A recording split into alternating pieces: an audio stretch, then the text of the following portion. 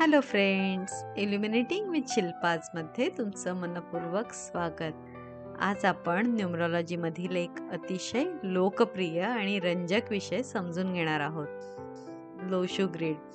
तुमच्या जन्मतारखेतील अंक तुमच्या व्यक्तिमत्वाबद्दल काय सांगतात? हा अंक नसल्यास त्याचा अर्थ काय? एखादा अंक 2, 3, 4 वेळा आल्यास काय? आडवे आणि उभे स्तर काय सांगतात? आणि शेवटी संपूर्ण ग्रीडचा अर्थ कसा समजून घ्यायचा? आज आपण हे सर्व एका व्हिडिओमध्ये पाहणार आहोत. चला सुरुवात करूया. लोशू ग्रीड म्हणजे काय? लोशू ग्रीड ही 3x3 स्वरूपातील अंकाची मांडणी आहे. ती पुढील प्रमाणे असते: 4, 9, 2, 3, 5, 7, 8, 1, 6. या ग्रीडमधील प्रत्येक अंक एका विशिष्ट गुणधर्माशी संबंधित मानला जातो. प्रत्येक अंकाचा अर्थ: नंबर 1 आत्मविश्वास, व्यक्तिमत्व. नंबर 2 संवेदनशीलता, सहकार्य. नंबर 3 संवाद कौशल्य, सृजनशीलता. नंबर 4 शिस्त, नियोजन. नंबर 5 संतुलन, बदल स्वीकारण्याची क्षमता. नंबर 6 जबाबदारी, कुटुंब. नंबर 7 आत्मपरीक्षण, आध्यात्मिकता. नंबर 8 महत्वाकांक्षा, व्यवस्थापन. नंबर 9 दूरदृष्टी, आदर्शवाद. लोशू ग्रीड कसा तयार करायचा? उदाहरण पाहूया. जन्मतारीख 15 मार्च 1988. अंक वेगळे करूया. 1, 5, 0, 3, 1, 9, 8, 8. शून्याचा विचार केला जात नाही म्हणून आपल्याकडे हे अंक उरतात: 1, 5, 3, 1, 9, 8, 8. आता हे ग्रीडमध्ये भरूया. आता मिसिंग नंबर म्हणजे काय? एखादा अंक नसल्याचा अर्थ त्या व्यक्तीमध्ये तो गुण अजिबात नाही असं होत नाही. त्याचा अर्थ एवढाच असू शकतो की त्या क्षेत्रात अधिक जाणीवपूर्वक प्रयत्न करण्याची गरज असते. मिसिंग नंबर 1 आत्मविश्वास विकसित करण्याची गरज असू शकते. मिसिंग नंबर 2 भावना व्यक्त करण्यात अडचण येऊ शकते. मिसिंग नंबर 3 संवाद कौशल्य विकसित करण्यासाठी प्रयत्न करावे लागू शकतात. मिसिंग नंबर 4 नियोजन आणि शिस्त यावर अधिक लक्ष देण्याची गरज असू शकते. मिसिंग नंबर 5 बदल स्वीकारताना अस्वस्थता जाणवू शकते. मिसिंग नंबर 6 जबाबदाऱ्या स्वीकारण्यासाठी अधिक प्रयत्न करावे लागू शकतात. मिसिंग नंबर 7 आत्मपरीक्षणाकडे कमी कल असू शकतो. मिसिंग नंबर 8 व्यावहारिक दृष्टिकोन विकसित करण्याची गरज असू शकते. मिसिंग नंबर 9 मोठ्या चित्राकडे पाहण्याची सवय विकसित करण्याची गरज असू शकते. रिपीटेड नंबर म्हणजे काय? आता एक महत्त्वाचा प्रश्न. एखादा अंक 2दा, 3दा आणि 4दा असल्यास काय? अंक एकदाच असल्यास तो गुण संतुलित स्वरूपात व्यक्त होऊ शकतो. अंक 2दा असल्यास त्या गुणाची तीव्रता वाढलेली मानली जाते. अंक 3दा असल्यास तो गुण व्यक्तिमत्वावर स्पष्टपणे प्रभाव टाकू शकतो. अंक 4दा आल्यास त्या गुणाचा अतिरेकही दिसू शकतो. उदाहरण: अंक 1 एकदा आत्मविश्वास, 2दा नेतृत्व, 3दा ठाम व्यक्तिमत्व आणि 4दा हट्टीपणा दिसू शकतो. अंक 2 एकदा संवेदनशीलता, 2दा सहकार्याची वृत्ती, 3दा भावनिक तीव्रता आणि 4दा अतिभावनिक प्रतिक्रिया. अंक 3 एकदा संवाद, 2दा अभिव्यक्ती, 3दा सृजनशीलता आणि 4दा अस्थिरता. अंक 4 एकदा शिस्त, 2दा नियोजन, 3दा संघटन कौशल्य आणि 4दा कठोरपणा. अंक 5 एकदा संतुलन, 2दा बदल स्वीकारण्याची क्षमता, 3दा साहसी वृत्ती आणि 4दा अस्थिरता.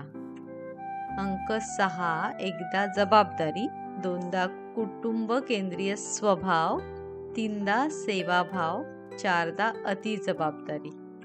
अंक 7 एकदा आत्मपरीक्षण, 2दा ज्ञानाची आवड, 3दा आध्यात्मिकता, 4दा एकटेपणा. अंक 8 एकदा महत्वाकांक्षा, 2दा व्यवस्थापन कौशल्य, 3दा भौतिक यशाची तीव्र इच्छा आणि 4दा कामाचा अतिरेक. अंक 9 एकदा दूरदृष्टी, 2दा मानवतावादी दृष्टिकोन, 3दा आदर्शवाद, 4दा अवास्तव अपेक्षा. आता आपण आडवे स्तर बघूया. विचारांचा स्तर 4, 9, 2 हा स्तर विचारसरणीशी संबंधित मानला जातो. भावनांचा स्तर 3, 5, 7 हा स्तर भावना आणि नातेसंबंधांशी संबंधित मानला जातो. कृतीचा स्तर 8, 1, 6 हा स्तर कृती, काम आणि व्यवहाराशी संबंधित मानला जातो. उभे स्तर बघायचे. नियोजनाचा स्तर 4, 3, 8 संघटन, नियोजन आणि काम करण्याची पद्धतीशी संबंधित. दृढ निश्चयाचा स्तर 9, 5, 1 ध्येय, निर्णय क्षमता आणि इच्छाशक्तीशी संबंधित. नातेसंबंधाचा स्तर 2, 7, 6 संबंध, कुटुंब आणि सामाजिक जबाबदाऱ्यांशी संबंधित. कर्णरेषामधील संकेत 1, 5, 9 ध्येयावर लक्ष केंद्रित करण्याची क्षमता, 2, 5, 8 भावना आणि व्यवहार यांच्यातील संतुलन. सामर्थ्यांचे संकेत जेव्हा एखाद्या क्रमातील सर्व अंक उपस्थित असतात तेव्हा तो भाग व्यक्तीची ताकद दर्शवू शकतो. आव्हानांचे संकेत जेव्हा एखाद्या क्रमातील सर्व अंक अनुपस्थित असतात तेव्हा त्या क्षेत्रातील अधिक लक्ष देण्याची गरज असू शकते.